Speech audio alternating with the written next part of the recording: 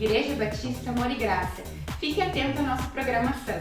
Nossos cultos presenciais voltaram em todos os nossos campos. Canoas, às 10 horas da manhã aos domingos, Igrejinha, às 19 horas da noite aos domingos também, e Cachoeirinha, todo domingo, às 17 horas da tarde e 19h30 da noite. E é claro, seguindo todos os protocolos de segurança. E não se esqueça a campanha do nosso quilo de amor.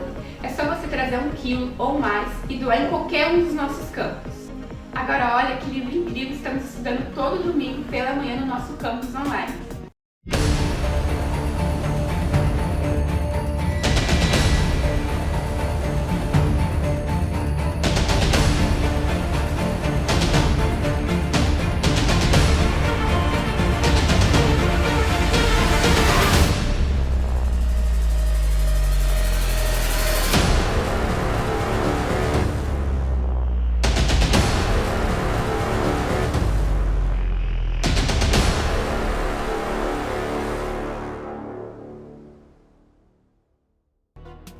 A IBAG é uma igreja em células.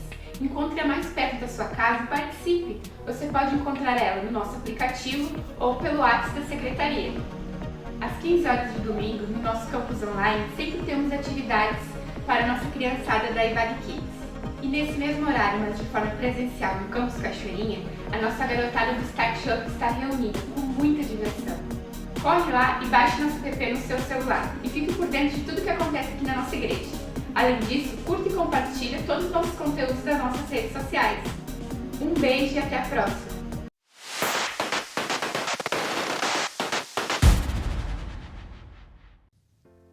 Bom dia, meus irmãos, graça e paz. Meu nome é Rafael, sou um dos seminaristas aqui da IBAG. Vamos estudar hoje, dar continuação ao estudo de Romanos capítulo 15. Vamos aprender um pouquinho o que Paulo deixou para nós nesse capítulo. Nesse livro que já estamos encerrando o seu estudo, estamos chegando na parte final.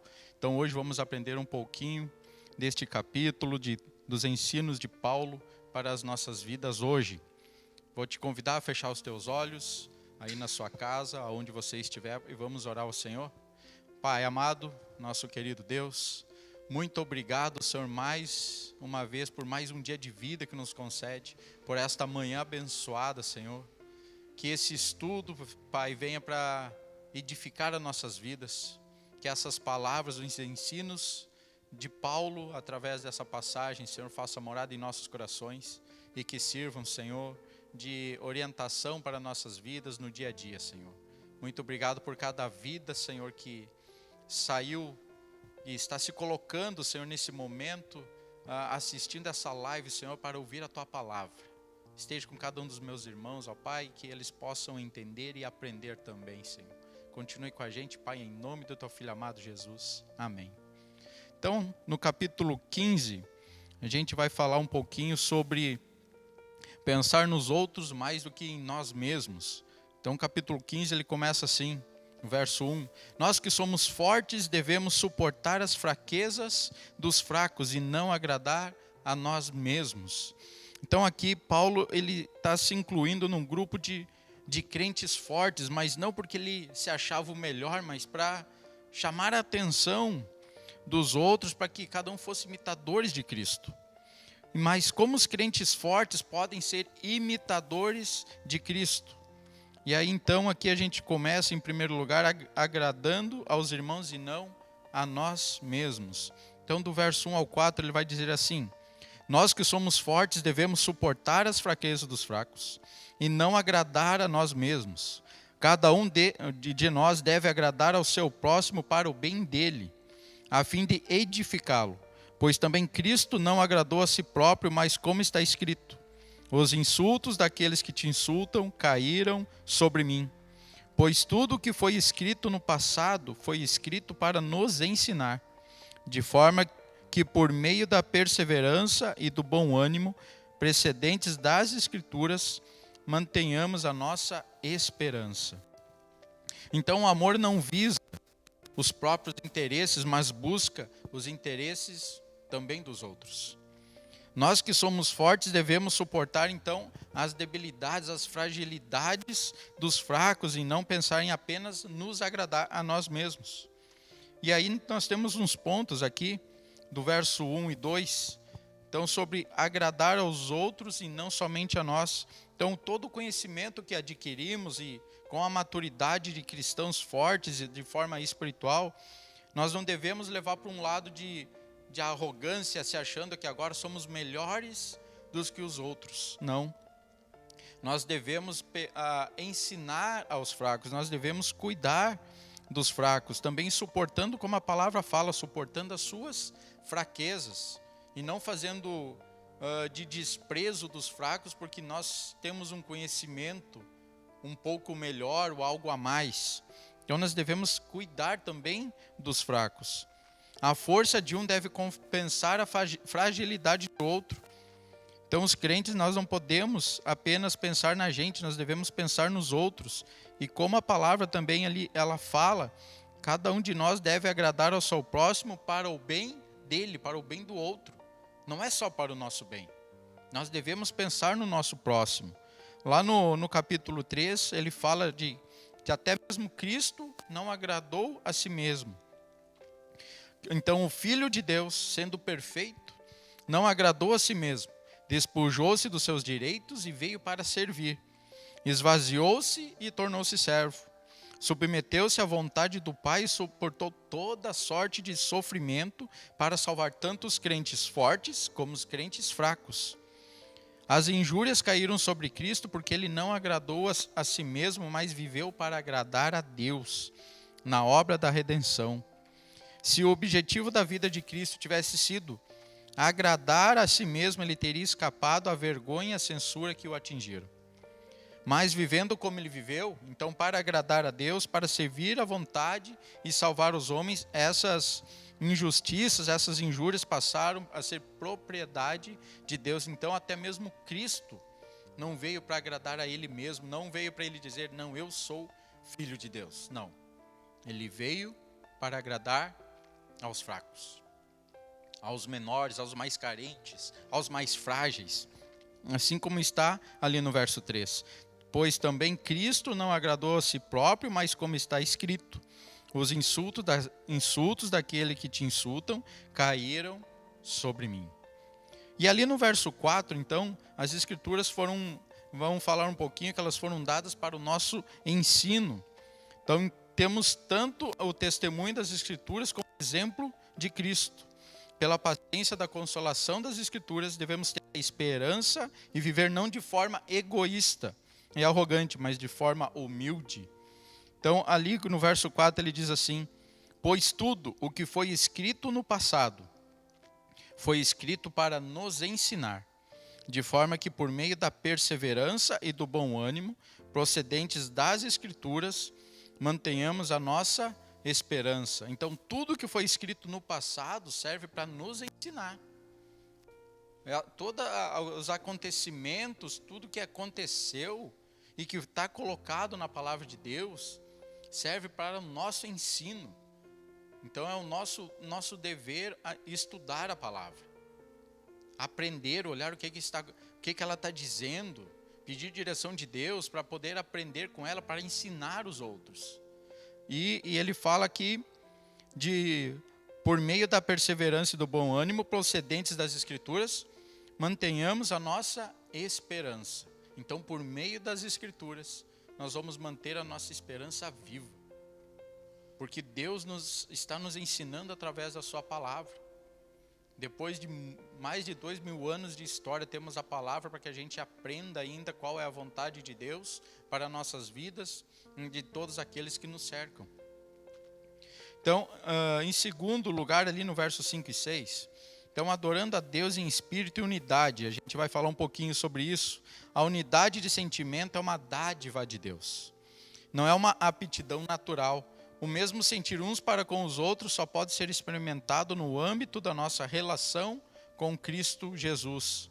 Então vamos ver o que fala o verso 5 e 6. O Deus que concede perseverança e ânimo deles um espírito de unidade, segundo Cristo Jesus, para que um só coração e uma só voz glorifiquem ao Deus e Pai de nosso Senhor Jesus Cristo. Então glorificamos a Deus não com disputas e batalhas internas de igreja. O que ele está falando? Que a gente não pode ficar brigando, discutindo dentro de igrejas. Infelizmente, quantas igrejas se vê muitas discussões, muitas brigas internas de igreja, quando o dever da igreja era se fortalecer na palavra para ensinar, aprender a vontade de Deus para a nossa vida, para conduzir a igreja e ensinar os outros. Cada um foi chamado para uma missão. Cada um foi escolhido e foi dado um dom para cada um dentro da igreja, da igreja de Cristo. Cada um foi chamado para fazer uma atividade diferente, para servir de forma diferente. Então nós precisamos ter unidade, como ele fala, de ter unidade. E o Deus que concede perseverança e ânimo, deles um espírito de unidade. A igreja precisa pedir para Deus, orar para Deus e viver essa unidade. E trabalhar juntos. Sem brigas, sem discussões. Se for discussões para crescer, para melhorar a igreja, para andar mais próximos de Deus, porque alguma coisa possa estar indo errado ou saindo dos trilhos, ok. Mas infelizmente, muitas vezes o que se ouve são discussões e brigas por cargos, por posições. E aí o que é o verdadeiro objetivo de aprender para ensinar fica de lado. Então nós precisamos ter muito cuidado com isso. O culto que agrada e glorifica a Deus é aquele que parte dos corações unidos pelo mesmo propósito e pelo mesmo sentimento. Lá em Salmo 133:1 diz assim: como é bom e agradável quando os irmãos convivem em união, unidade. Em Atos 2:42-44 ele também vai falar: eles se dedicavam ao ensino dos apóstolos e à comunhão, e a partir do pão e as orações. Todos estavam cheios de temor e muitas maravilhas e sinais eram feitos pelos apóstolos. Todos os que criam mantinham-se unidos e tinham tudo em comum. Então no verso 5 e no verso 6 ele fala da unidade. Nós devemos viver a unidade com um único propósito. Viver a palavra de Deus e ensinar aqueles ainda que não conhecem, que não têm o conhecimento. Um outro ponto aqui, acolhendo uns aos outros como Cristo nos acolheu. Lá no verso 7 ele vai dizer assim: portanto, acolhei-vos uns aos outros como também Cristo nos acolheu para a glória de Deus. Então Paulo aqui ele dá uma ordem, ele apresenta um modelo e estabelece uma motivação. Devemos acolher uns aos outros da mesma forma como Cristo nos acolheu. Então a gente precisa pensar sempre no outro. Não pensar em nós mesmos. Se Cristo te acolheu, te perdoou dos teus pecados, por que você não perdoa a outra pessoa? Por que os outros têm que ser diferentes se Cristo fez por você? Então ele está dizendo, faça também pelos outros, perdoe os outros. Então se o exemplo de Cristo é nosso modelo, a glória de Deus é a nossa motivação. Próximo, do 8 ao 13, a gente vai ler um pouquinho aqui. Pois eu lhes digo que Cristo se tornou servo dos que são da circuncisão, por amor à verdade de Deus, para confirmar as promessas feitas aos patriarcas, a fim de que os gentios glorifiquem a Deus por sua misericórdia, como está escrito. Por isso, eu te louvarei entre os gentios, cantarei louvores em teu nome. E também diz, cantem de alegria, ó gentios, como o povo dele. E mais, louvem o Senhor todos vocês, gentios, cantem louvores a ele todos os povos. E Isaías também diz, brotará a raiz de Jessé, aquele que se levantará para reinar sobre os gentios. Estes colocarão nele a sua esperança. E no verso 13, que o Deus da esperança os encha de toda alegria e paz, por sua confiança nele, para que vocês transbordem de esperança pelo poder do Espírito Santo. Então aqui, Paulo conclui essa primeira parte até o verso 13, mostrando que devemos acolher uns aos outros na igreja, porque o próprio Senhor e cabeça da igreja se tornou servo para salvar tanto os judeus como os gentios. Então, em ambos os casos, a unidade visa a adoração, a fim de que eles glorifiquem a Deus juntos. Então, Paulo afirma que o ministério de Cristo com os judeus deu-se por amor à verdade de Deus. no propósito de demonstrar a sua fidelidade às promessas da aliança. Então, a obra de Cristo ela foi a mesma para judeus e gentios. Para provar esse posicionamento, Paulo cita umas passagens. Salmo 117, 1, diz assim: Louvem o Senhor, todas as nações, exaltem-no, todos os povos. E lá em Isaías 11:10 ele fala, a palavra diz: Naquele dia as nações buscarão a raiz de Jessé, que será como uma bandeira para os povos, e o seu lugar de descanso será glorioso. Então Paulo, ele parece demonstrar assim que ele está convencido de que assim como Jesus Cristo veio a este mundo para salvar tanto judeus e gentios, a igreja deve acolher a todos os irmãos, deve acolher a todo mundo. Porque Deus, o desejo no coração de Deus é que todos sejam salvos. Então, o nosso trabalho, o nosso dever como igreja é acolher a todos, sem olhar para as diferenças de cada um. A gente precisa aprender a Escritura, estudar a palavra e levar a todas as pessoas, para que todos tenham a sua oportunidade de serem salvos. Paulo também conclui essa parte, seu ensino sobre uma tolerância cristã e também um corpo principal, como uma breve oração por seus leitores de Roma, lá no verso 13. Então a súplica de Paulo pelos cristãos é por uma vida abundante, e o Deus da esperança vos encha de todo gozo e paz no vosso crer, para que sejais ricos de esperança no poder do Espírito Santo. Então aqui tem umas perguntas que a gente pode fazer ser feitas à luz desse versículo. De onde vem essa vida abundante? E o Deus dessa esperança? Então a vida abundante procede do Deus, desse Deus da esperança. Tudo provém de Deus e Ele é a fonte de todo bem. A segunda, em que consiste essa vida abundante? Então que vos encha de todo gozo e paz. Então a vida abundante ela consiste na plenitude e gozo no reinado da paz. Deus é a fonte da nossa alegria. Quando temos alegria em Deus, temos também paz com Deus. E experimentamos a paz de Deus. Uma terceira pergunta que podemos fazer: como podemos obter a vida abundante? No vosso crer, a vida abundante não é o fruto do esforço, mas resultado da fé. O mesmo Deus que dá vida abundante nos dá fé para possuí-la. 4. Por que devemos possuir essa vida abundante?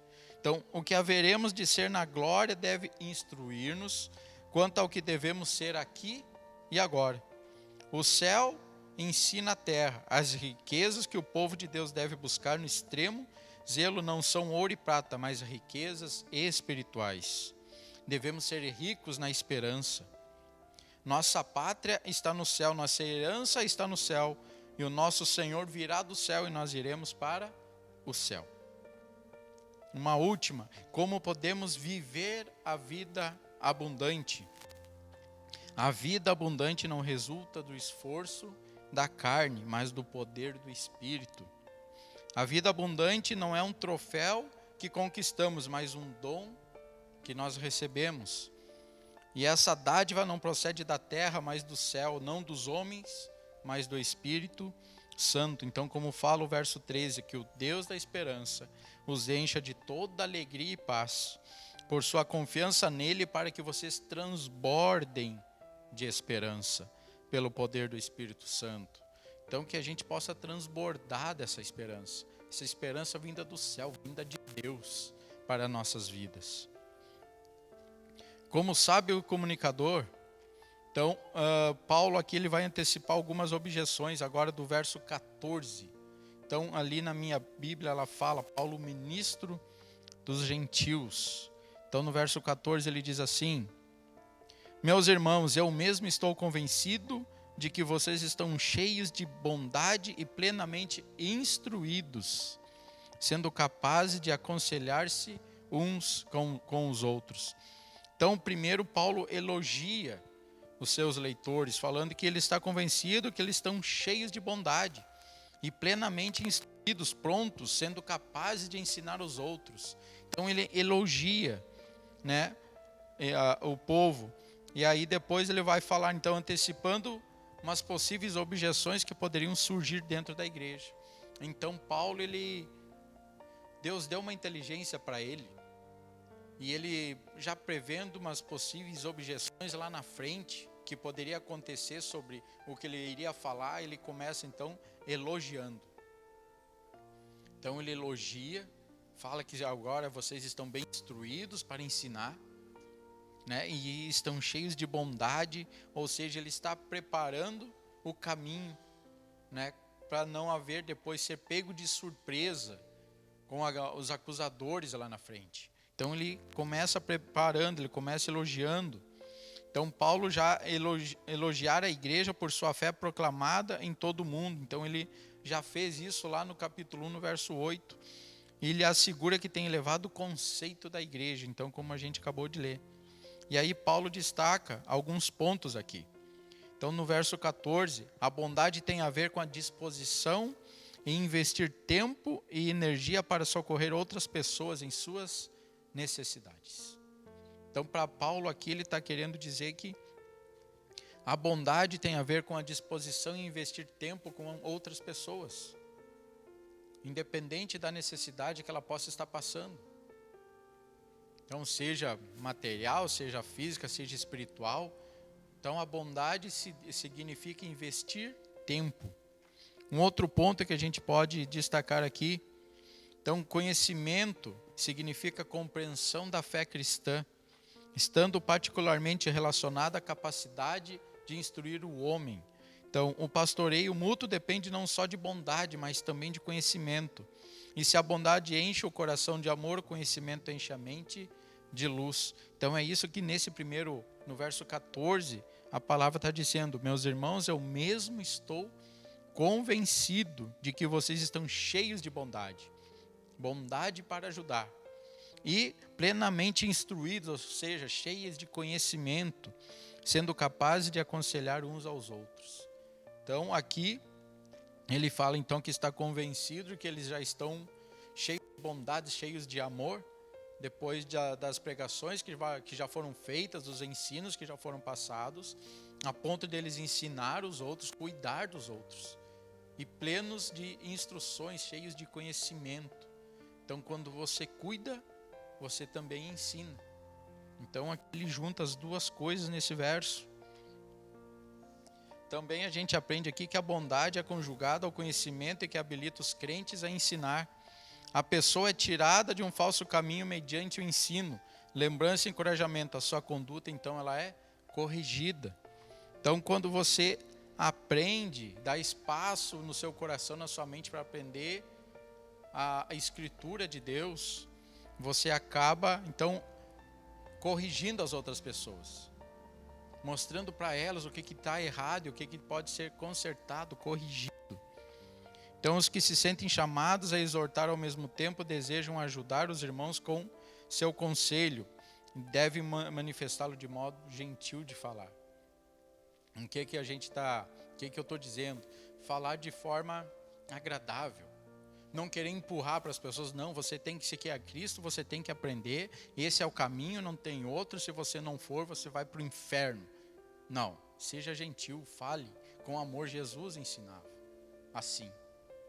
Fale com amor, conte as histórias da Bíblia, conta o que as Escrituras falam de como deve proceder na nossa vida, no dia a dia.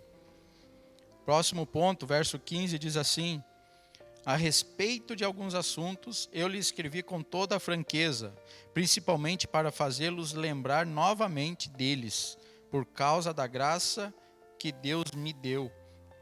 Então Paulo não está ensinando para os crentes de Roma novidades desconhecidas. Ele está relembrando e aprofundando as verdades que eles já conhecem. Paulo não está falando algo inédito, ele está lembrando eles daquilo que já foi ensinado. No 15 ainda também, Paulo, ele se intromete no campo alheio. Ele não é um aventureiro que instrui a igreja de Roma sem uma credencial. Não, ele foi instruído por Deus.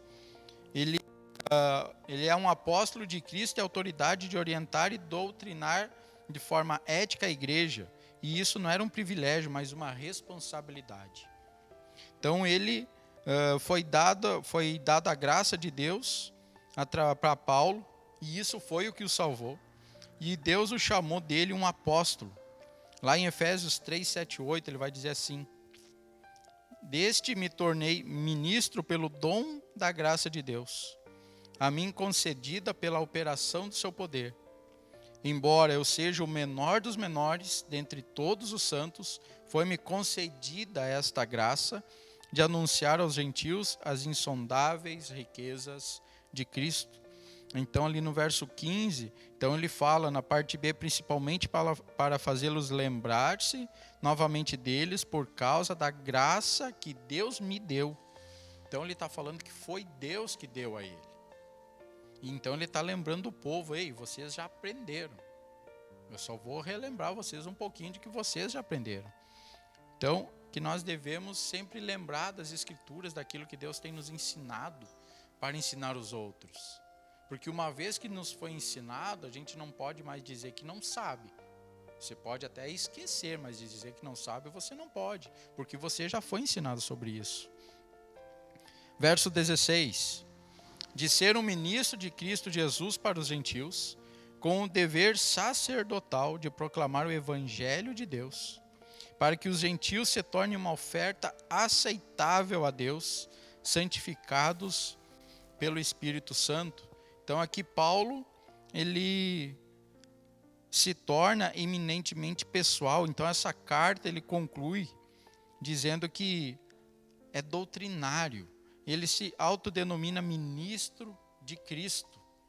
Então ele foi escolhido por Cristo e a graça de Deus estava sobre ele. Então ele fala ali a natureza do ministério de Paulo. Então Paulo exerce aqui a função de sacerdote. Vê em si mesmo como um sacerdote no altar que oferece a Deus um sacrifício.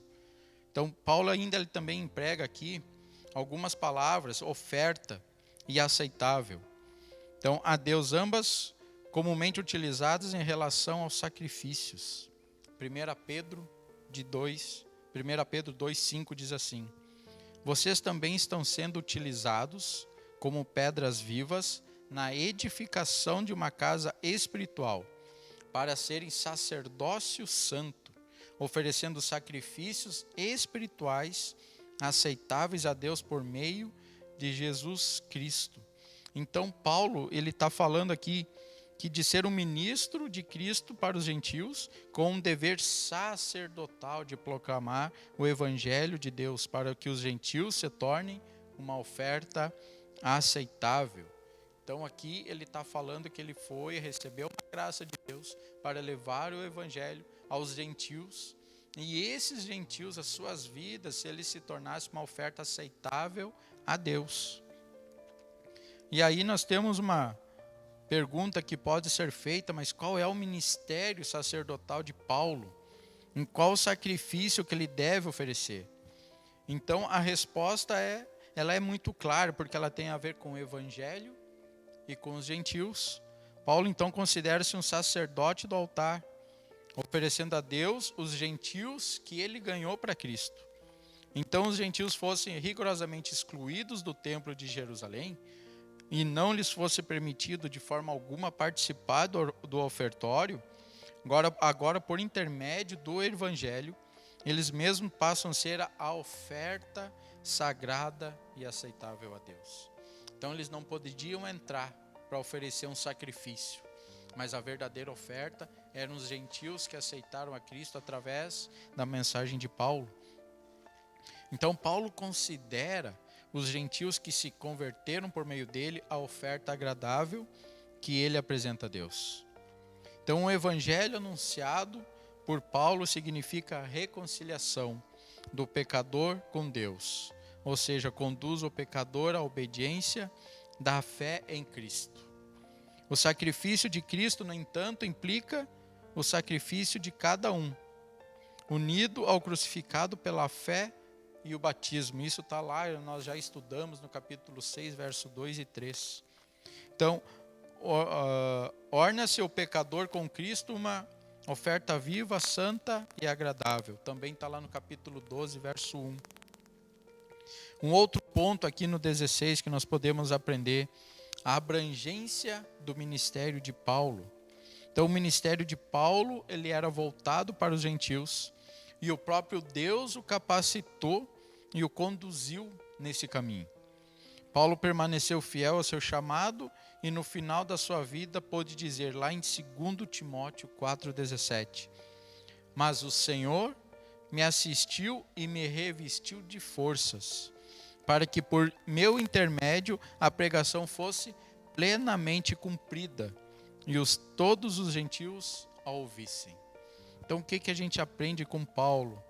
Que assim como Paulo foi capacitado por Deus, Deus também deseja nos capacitar para levar a mensagem para todo mundo. E quando a gente é fiel a Deus, é fiel a esse chamado, é fiel à palavra e querer levar a palavra de Deus, Deus, assim como Paulo, ele vai fazer com a gente, como fala ali em 2 Timóteo. Então o Senhor o assistiu e a revestiu de forças, ou seja, Deus vai te preparar, vai estar contigo aonde você for levar a palavra de Deus. Não tenha medo de falar do Evangelho, não tenha medo de ensinar, porque Deus vai estar contigo. Seja fiel à palavra de Deus, seja fiel ao chamado de Deus para a sua vida. Terceiro ponto também do verso 16. Então a parte central do ministério de Paulo era o sagrado encargo de anunciar o Evangelho de Deus.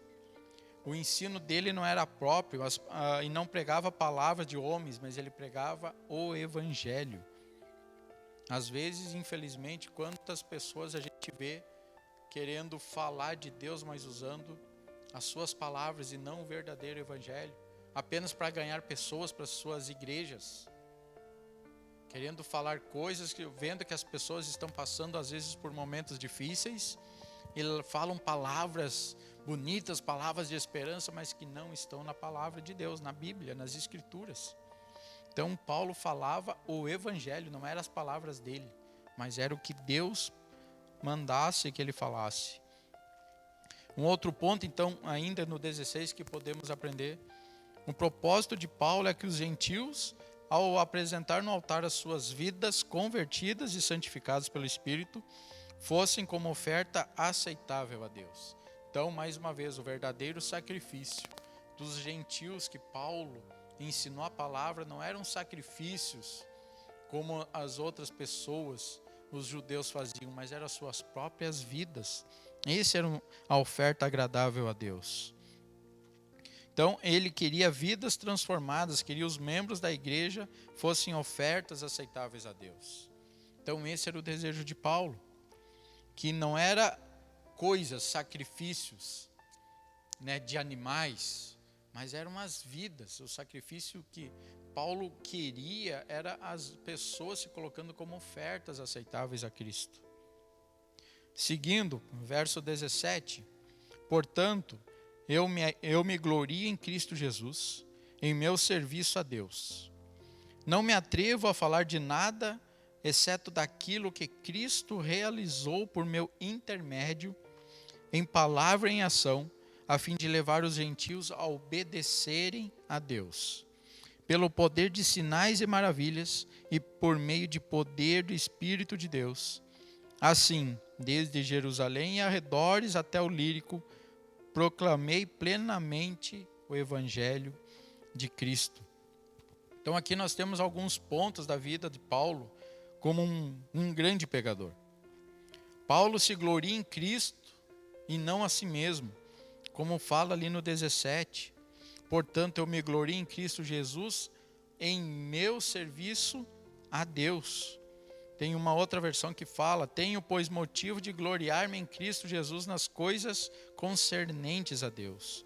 Paulo, então, se gloriava em Cristo, nas coisas de Deus. Paulo não trabalhou para engrandecer o próprio nome, pois tinha na mente os propósitos mais grandes, mais elevados. Desejava glorificar a Deus em tudo que ele fazia. Esse deve ser o nosso propósito como servos de Cristo.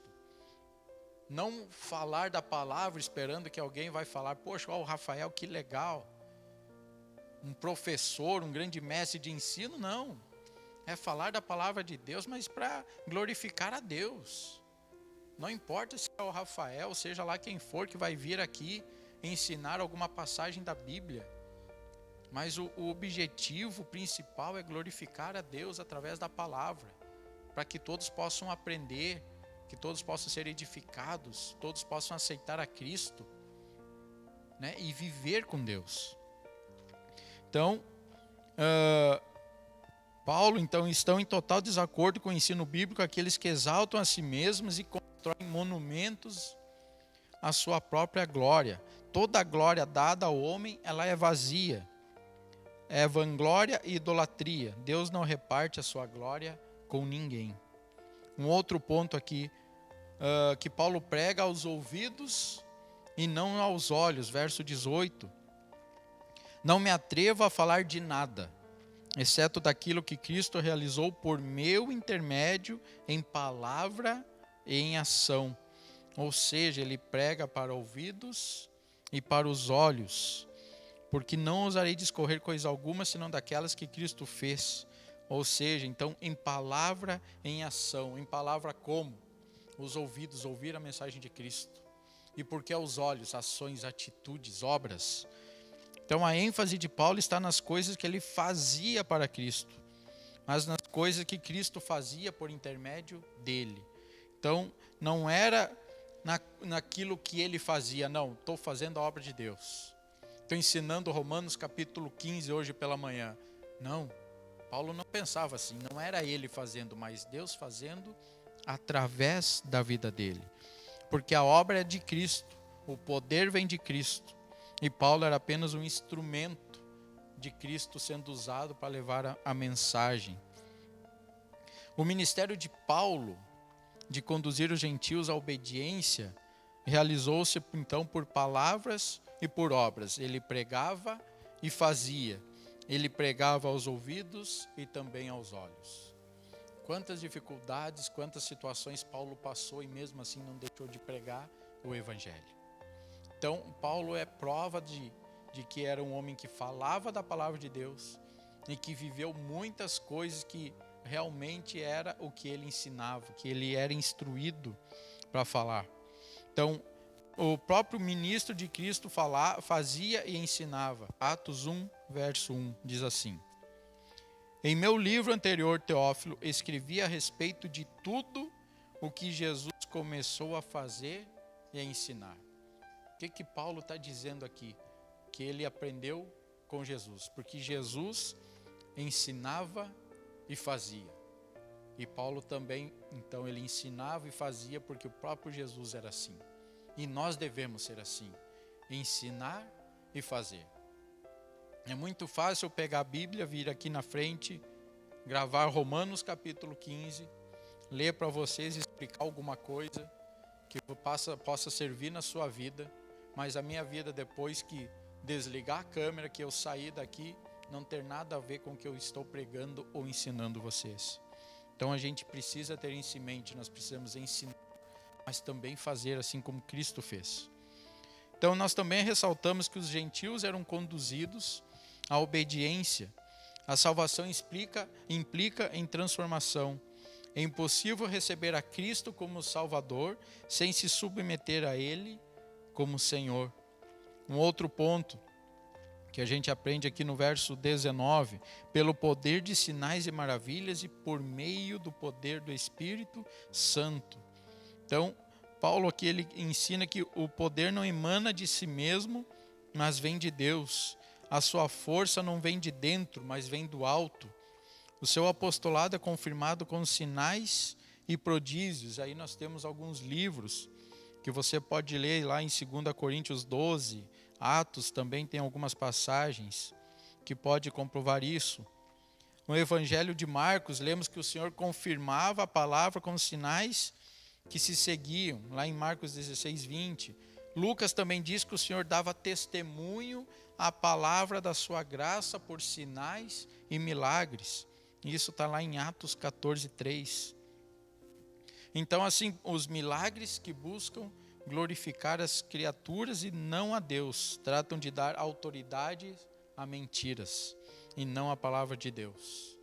Ou seja, a gente precisa ter muita atenção com milagres ditos por pessoas, coisas que acontecem, então que procuram glorificar pessoas. O fulano curou, o fulano fez tal coisa. A gente precisa estar muito atento e ter muito cuidado com esse tipo de coisas, porque o único que é capaz de fazer tais coisas e deve ser glorificado por isso é Deus e não pessoas.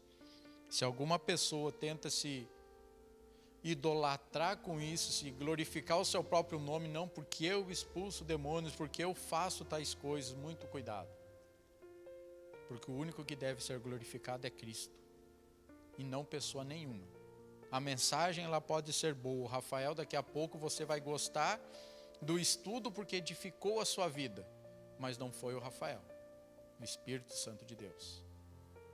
A gente precisa ter muito cuidado quando as pessoas querem se exaltar por aquilo que elas ensinam de Deus e esquecem que o verdadeiro que merece ser glorificado é Deus.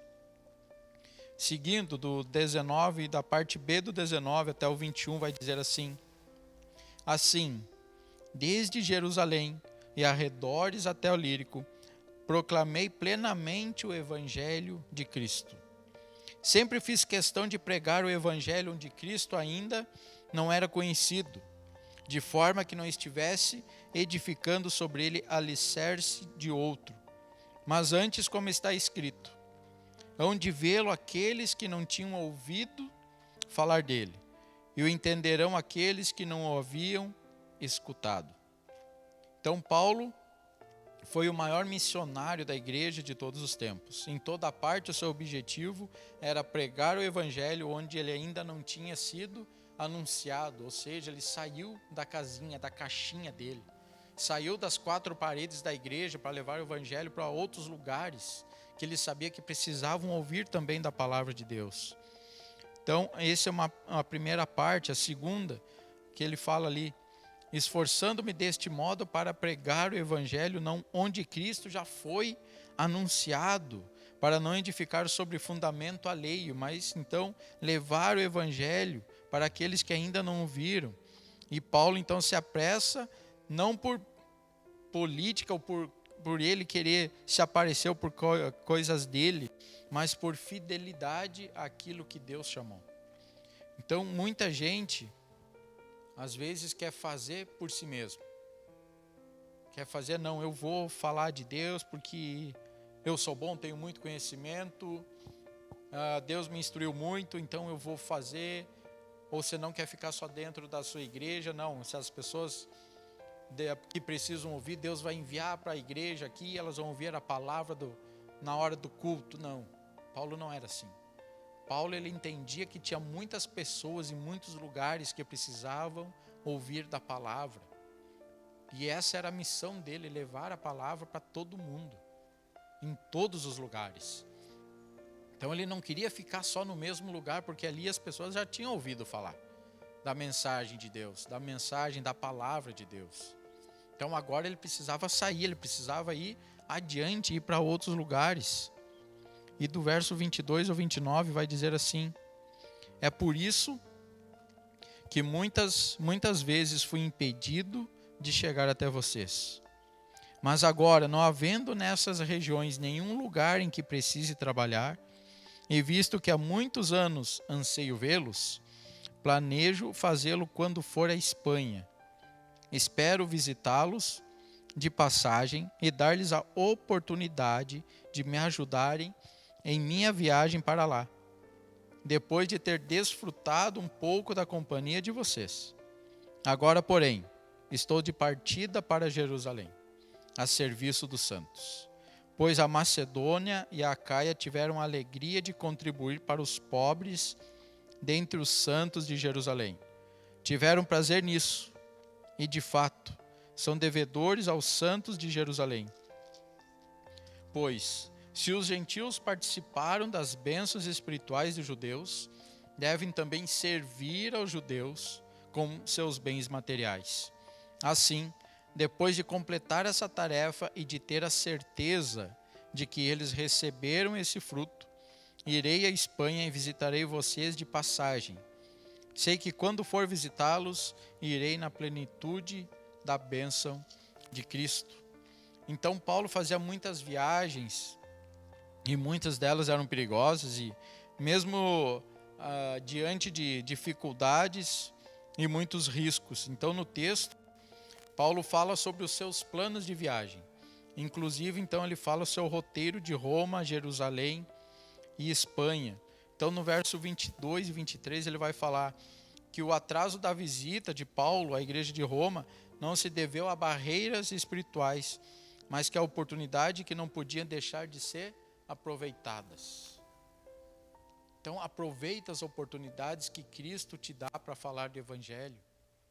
Às vezes as pessoas se preocupam tanto com tarefas, com afazeres, e aí elas deixam de falar do Evangelho de Deus, deixam de falar da palavra de Deus, de falar da salvação em Cristo, porque estão mais preocupados com as tarefas.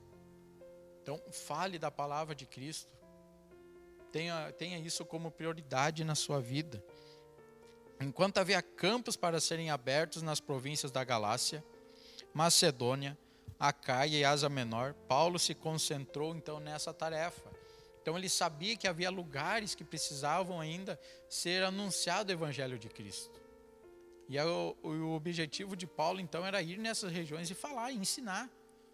Então se você conhece lugares ainda, pessoas que precisam ouvir da palavra de Deus, coloque como objetivo no seu coração e vá e fale do Evangelho de Deus.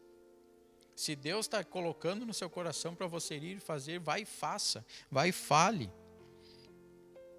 Então, agora então era tempo de Paulo então alçar novos voos, novos horizontes em lugares diferentes. Então, e nesse percurso, nessa caminhada, então ele pretendia passar por Roma. E no verso 24, então a gente vai aprender que Paulo tinha alguns propósitos em sua mente de visitar a igreja de Roma. Então, primeiro, ele queria desfrutar um pouco da companhia dos seus irmãos, repartindo com eles um pouco das suas histórias, das viagens, do que estava acontecendo, dos ensinos, qual era a reação das pessoas. Então, ele queria estar um pouco com eles, na sua companhia, para repartir um pouco sobre o que estava acontecendo. Então, entre vocês terei um papel de visitante, mas me auxilie em meu trabalho pioneiro na Espanha. Então ele passa para visitar, mas também pede ajuda. E isso também serve para a nossa vida, pedir ajuda. Ajuda para ensinar, para ajudar outras pessoas. Não querer fazer só por nossas forças. Paulo está nos ensinando isso. Tem pessoas que podem nos ajudar, nos auxiliar. Então tenha humildade no teu coração também de pedir ajuda. Está com alguma dificuldade, quer ensinar alguém, quer falar do Evangelho, peça ajuda, peça orientação. Um outro ponto, né, de Paulo, acompanhamos atentamente o relato de Paulo. Agora estou de partida para Jerusalém a serviço dos santos, porque aprove a Macedônia e a Acaia levantar uma coleta, né, em benefício dos pobres dentre os santos que vivem em Jerusalém. Isto lhes pareceu bem, mesmo eles são devedores, porque se os gentios têm sido participantes dos valores espirituais dos judeus, também devem servi-los com bens materiais. Então aqui no 25, Paulo vai a Jerusalém exercer o ministério da misericórdia. Ele está cumprindo a promessa que assumiu diante dos apóstolos de Jerusalém, e que não esqueceria dos pobres. Isso está em Gálatas 2:10. Então esse trabalho era menos digno de pregar o Evangelho. Então ajudar os pobres não é menor do que ensinar. Poxa, eu não vou ajudar os pobres, eu quero falar da palavra de Deus. Ei, não é menos digno. Também faz parte da obra de Deus ajudar os pobres, ajudar os necessitados. O segundo ponto do 26, os crentes da Macedônia demonstram amor àqueles que eles não conheciam pessoalmente. Então, se Deus tocar no teu coração para dar uma oferta na igreja, se Deus tocar no teu coração para dar oferta uma ajuda para ação social ou para alguma entidade que ajuda pessoas carentes, então faça. Porque é isso que a palavra ensina. Mesmo não conhecendo, eles ajudaram. Então Deus tocou no coração e Deus usou aos gentios para ajudar aquelas pessoas que eles nem sabiam quem eram. E quantas vezes as pessoas, mesmo sabendo que alguém está passando por dificuldade, não ajuda, porque quer arrumar desculpa. Ah não, mas eu não vou ajudar porque não merece. Eu não vou ajudar porque ele está nessa vida porque foi escolha dele. Não é dever nosso julgar ninguém. A palavra está nos ensinando que as pessoas ajudam até quem não conhece, agora por que você não pode ajudar? Não é o nosso trabalho fazer julgamento, o nosso trabalho é tratar com amor. Seguindo então, a comunhão inclui o repartir do pão. O terceiro ponto do verso 27, então Paulo argumenta que os judeus repartiram com os gentios as bênçãos espirituais. E agora os gentios deveriam então repartir com ele as suas bênçãos materiais. Eles aprenderam da palavra, aprenderam dos ensinos de Cristo. Agora então eles deveriam também repartir do que eles tinham. Então a oferta dos gentios aos crentes judeus não era apenas uma questão de generosidade, mas também uma questão de dívida espiritual. Como diz ali no 27, tiveram prazer nisso, e de fato são devedores aos santos de Jerusalém.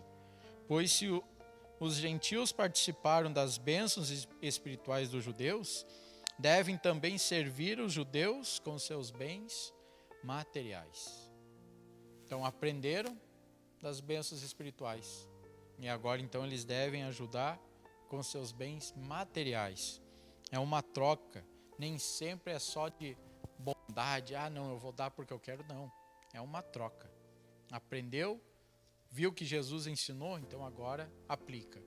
A gente tem aprendido na igreja que é receber, celebrar e repartir. Então a gente aprende do Evangelho de Cristo, celebra porque aprendeu e agora reparte aquilo que Deus nos ensinou e pede que a gente faça.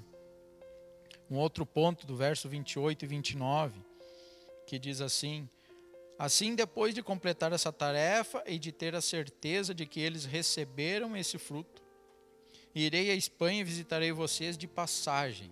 Sei que quando for visitá-los, irei na plenitude da bênção. Então tenho, pois, concluído isto e havendo-lhes conseguido este fruto, então passando por vós irei à Espanha. E sei que ao visitar irei em plenitude, ou seja, estará indo com a bênção de Deus. Então Paulo está seguindo a sua viagem, ele passou, falou das suas histórias, compartilhou com ele os seus acontecimentos, alertou, comunicou que os gentios, assim como aprenderam e receberam as ofertas espirituais, agora eles deveriam compartilhar também dos seus bens materiais. E aí agora ele fala que vai visitar e vai ir na plenitude da bênção de Deus. E estamos chegando no fim. Então agora do verso 30 ao 33 ele diz assim: recomendo-lhes, irmãos, por nosso Senhor Jesus Cristo e pelo amor do Espírito, que se unam a mim em minha luta, orando a Deus em meu favor. Orem para que eu esteja livre dos descrentes da Judéia, e que o meu serviço em Jerusalém seja aceitável aos santos, de forma que, pela vontade de Deus, eu os visite com alegria e juntamente com vocês desfrute de um período de refrigério. O Deus da paz seja com todos vocês. Então Paulo aqui, chegando próximo do final do seu livro, ele conclui que revelando o seu profundo senso pastoral. Então ele apenas não cuida do rebanho, mas anseia também ser cuidado por ele. Então não apenas ora pela igreja, mas ele também pede orações à igreja ao favor dele. Ele não fala à igreja do alto de uma arrogância ou de uma prepotência, mas ele deseja estar presente com os crentes e estar no meio deles. Ou seja, o pastor ele precisa das nossas orações. Um líder precisa das nossas orações, porque eles não devem fazer tudo sozinho, e Paulo está mostrando isso aqui, que ele também precisa de oração. Era um apóstolo escolhido de Deus, ungido, passou por várias provações, ensinou muita gente, mas ele também precisava de oração, ele precisava do cuidado. Então ali ele fala: rogo-vos, pois irmãos, por nosso Senhor Jesus Cristo e também pelo amor do Espírito, que luteis juntamente comigo nas orações ao meu favor. Então aqui um outro ponto: a oração é o meio de Deus intervir nas circunstâncias. Então Paulo acredita que Deus age nas circunstâncias por intermédio da oração, assim como fala no 31, ore para que eu esteja livre dos descrentes da Judéia e que o meu serviço em Jerusalém seja aceitável aos santos. Então, o que Paulo está nos ensinando? Que Deus age através das orações. Quanto tempo da sua vida você tem dedicado à oração, a ter intimidade com Deus, ter comunhão com Deus? Quanto do seu tempo você tem orado, você tem conversado com o Senhor?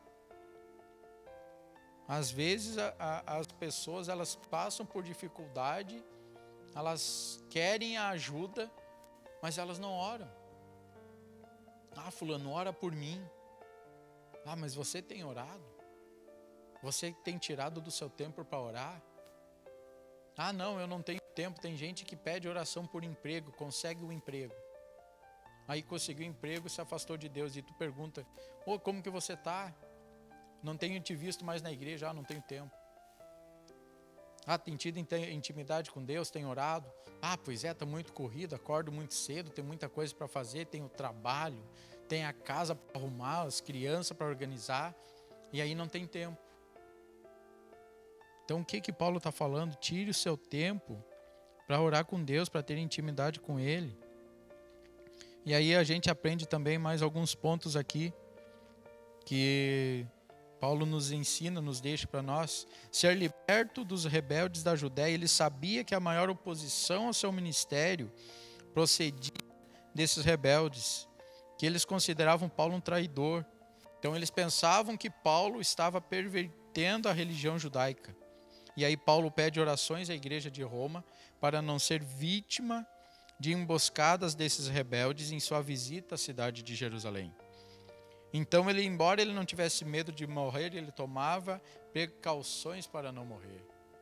Não significa que se você não tem medo, você não pode se precaver das situações, mesmo que você vai falar do evangelho. Não, eu orei, eu jejuei, agora eu estou pronto. Peça ajuda, peça oração. Peça para que mais alguém esteja orando por você, intercedendo pela tua vida. Segundo ponto, as ofertas de Paulo, que Paulo havia recolhido entre as igrejas, eram mais que ajuda financeira aos santos de Jerusalém. Elas simbolizavam a comunhão entre os gentios e os judeus. E era um elo de união da igreja da época. Então era mais do que uma ajuda financeira. Estava demonstrando para nós e para todo o povo uma unidade. Unidade entre gentios e judeus. E no verso 32 diz assim: de forma que pela vontade de Deus eu os visite com alegria e juntamente com vocês desfrute de um período de refrigério. Então Paulo foi a Roma não conforme ele tinha planejado. Ele chegou preso, foi algemado, depois teve uma prisão injusta, mas o plano de Deus foi cumprido, a vontade de Deus foi feita e a obra de Deus prosperou por intermédio de Paulo. Então a expressão estou chegando, ela se repete várias vezes em Romanos. Não se cumpriu conforme Paulo imaginava. Então Paulo em Jerusalém foi imediatamente preso. Passou 2 anos preso em Cesareia. Apenas na primavera de 61 depois de Cristo que ele chegou a Roma. Então, e somente depois de outros 2 anos de prisão ele foi solto. Isso em Atos 28, 30 a 31. E depois de sair da prisão de Roma, visitou as igrejas e encorajou os crentes em tempos difíceis e tempos de perseguição. E aí depois foi recapturado de novo, jogado numa masmorra, e de onde saiu de um martírio, e todo o tempo, em todas as circunstâncias, jamais duvidou da providência de Deus sobre a sua vida. Então ele jamais se considerou prisioneiro de César. Ele viu a si mesmo como um prisioneiro de Cristo e embaixador em cadeias.